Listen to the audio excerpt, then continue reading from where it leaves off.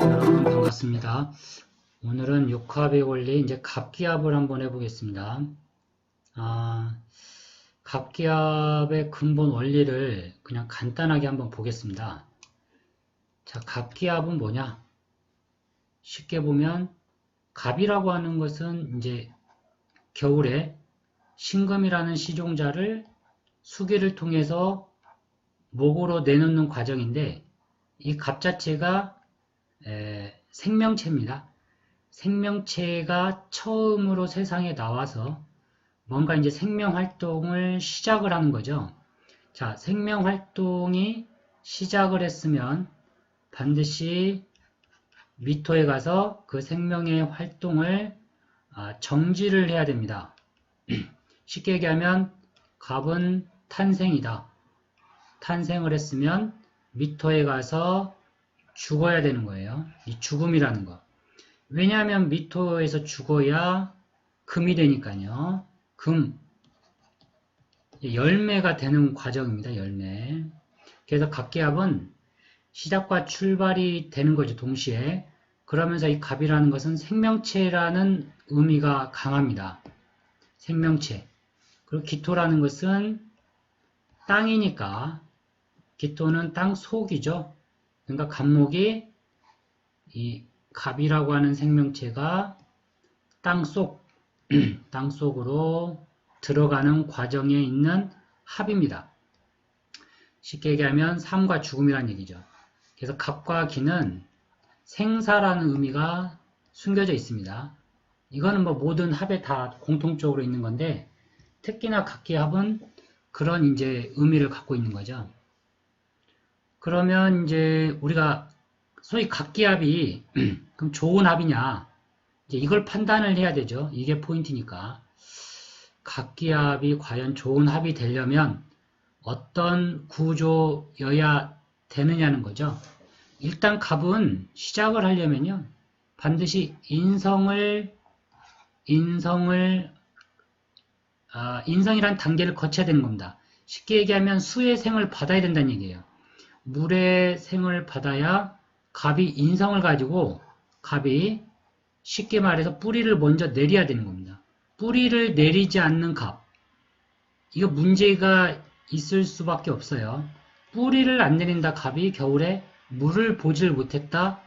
뿌리를 안 내리겠죠 당연히. 그러면 이 합은 시작은 하긴 했는데 어떤 시작을 한 겁니까? 근본 없는 시작을 해버린 거죠. 이런 식으로 유추하면 됩니다.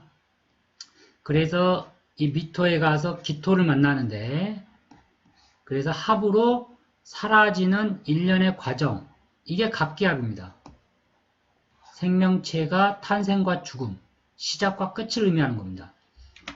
이게 이제 갑기합의 근본 이념이고요. 개념이고 제가 갑기합 사주를 좀 찾아봤는데 생각나는 게 이거밖에 없어가지고 이게 이제 유명한 뭐 이제 종교인의 사주입니다. 이 사주 보면 이제 갑기합이 보이죠. 시간은 모르니까 느낌이 이건 것 같습니다. 제가 아는 분 사주와 너무 닮아서 깜놀했는데 이제 제가 아는 분도 똑같아요. 사주가 아주 똑같습니다. 이분도 종교인이에요. 종교인인데 일반적인 교회는 아니고 좀 특이한 교회 다닙니다. 사주가 구조가 되게 비슷하죠. 여기도 갑기합 있지 않습니까? 또 을목도 있고. 그러니까 이렇게 갑기합이 되어 있는데 수기가 없다. 근데 이 사주는 대운에서 이제 이렇게 좀 들어오긴 하거든요. 수기가. 그러니까 이 수기를 찾는 겁니다. 대운에서 수기를 봤다. 갑기합이다. 물이 있어야 된다. 그럼 물을 찾는 거죠. 물이 뭐냐? 물이 대표적인 게 종교 철학입니다. 종교 철학 같은 거. 그 다음 신은 형체가 없잖아요. 그래서 이제 겨울에 존재하는 에너지이기 때문에 거의 쉽게 얘기하면 이제 강한 종교성을 가질 수밖에 없어요. 왜냐하면 수기를 찾아야 되기 때문에 사주에 이렇게 물이 없으면 반드시 갑은 수기를 찾게 돼 있습니다. 이게 이제 교육이 되고 종교가 되는 건데 이 사주는 원국이 없어가지고 이제 좀 문제가 되는 거죠. 거기에 이제 그러니까 쉽게 얘기하면 이렇게 되면은 시작을 했다, 갑이다, 기토다, 마감하는 거예요. 그러니까 시작과 마감이 바로 붙어 있잖아요. 이렇게 되면 그릇이 어떻게 된다? 상당히 협소해진다. 그릇이 작아질 수밖에 없다. 그러니까 이제 갑목과 기토가 있으려면 갑이 있고 여기에 임수라도 좀 하나 있든가 아니면 기토가 있든가 이런 식으로 돼야 됩니다. 수기를 먹은 갑이 비습한 토에서 뿌리를 내리는 거기 때문에 이런 구조가 이제 사주가 좀 좋은 거고요. 이렇게 되면 수기를 안 보기 때문에 바로 이제 합으로 들어가는 거죠. 합이 돼버리면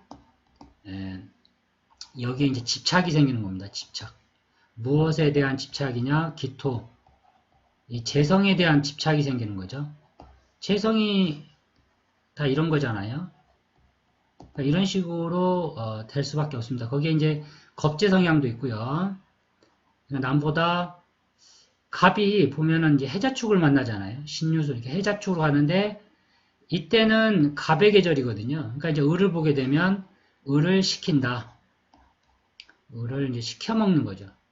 부리는 겁니다.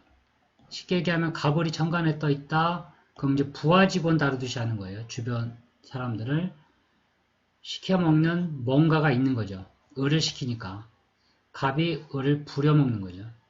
이게 이제 신도들이 되겠죠. 우리 신도들인데 어떤 신도냐? 묘월이니까 새싹과 같은 어린 여자, 어린 소녀와 같은 신도들. 그렇게 이제 유추해서 갈 수가 있습니다. 그런데 이런 새싹을 유금이 잘라버리죠. 커팅. 잘라버린, 과감히 잘라버린다. 이런 게 이제 안 좋은 물상으로 나오는 겁니다. 강압적이 되는 거고. 거기에 신금도 있기 때문에 묘신으로 또 끌어오죠. 묘목을 일지궁으로 끌어온다. 그러면 이 묘목은 얼마나 답답할 수밖에 없겠죠. 신금, 유금의 강한 금기에 눌려 있으니까. 억압받는 묘목이에요. 묘목이 억압받을 수밖에 없다. 묘목은 어리고 착한 새싹과 같은 순수한 영혼을 가진 사람들. 묘월이니까요. 이제 세상에 갓 나왔거든요. 여기에 순수라는 의미가 들어가 있습니다. 묘목은.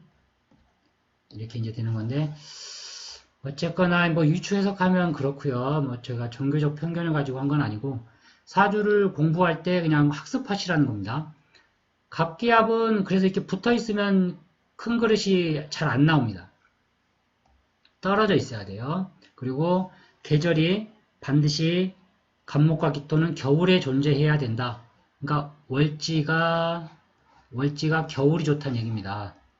그래야 뿌리를 내리겠죠. 그런 연후에 화기를 보고 나무가 그 기상을 뽐내주게 되면 이게 좋은 사주가 됩니다.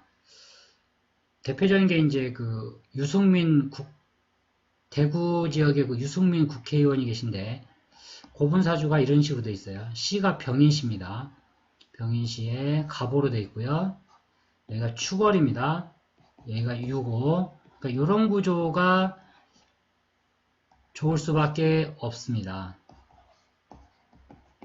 갑이 축월에 겨울에 땅에 뿌리를 내린 연후에 병화를 보고 있죠. 이게 식상으로 풀어먹으니까. 이런 분들이 사주가 좀 맑을 수밖에 없어요.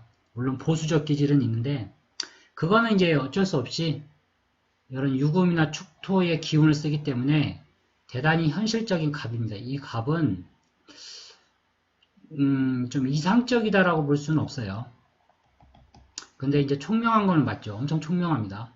정계충도 있고 갑목이 병화를 보니까 기상을 마음껏 내리는 거죠. 축토가 있고 여기에 수기가 있으니까 뿌리를 더 깊게 내리고요. 이 축토에 금기를 또 보충시켜줬고 시종자를 푼 거죠. 이런 구조들이 사주가 아주 좋을 수밖에 없습니다.